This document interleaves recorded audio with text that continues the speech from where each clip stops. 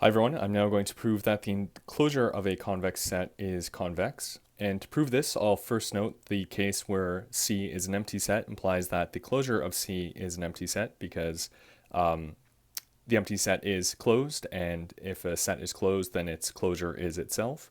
And of course, the empty set is trivially convex.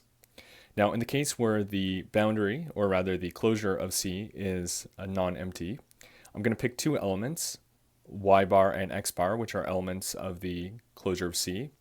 And then for any epsilon greater than 0, there exists x and y that are elements of C such that they're within epsilon distance of my y bar and my x bar. Now I will say in this proof I've written epsilon over 2, which is not actually necessary at all for this proof, but the same principle holds, and anything that's a factor of epsilon or multiplied by epsilon works in these proofs.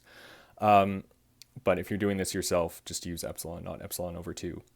Now I'm going to define z bar to be a convex combination of my x bar and y bar.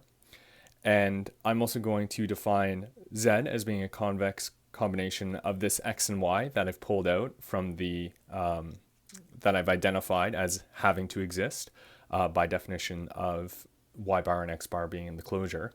And I'm going to create this convex combination z out of these, and these will be an element of C by convexity of C. Now, what I'm then going to do is show that z bar minus z, the norm of that, is equal to this if you just write out the definitions.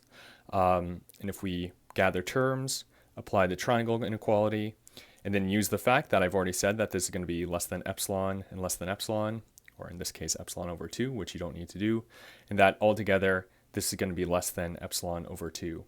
And so because I've shown that for any point, or rather for some convex combination of my x bar and y bar, which are in the closure of C, I can create this point, which is the convex combination, and then within any epsilon distance of this point, I can find a point that's in my C set, which implies that my z bar is actually a member of the closure of C. So z is in the closure of C, and the closure of C is convex.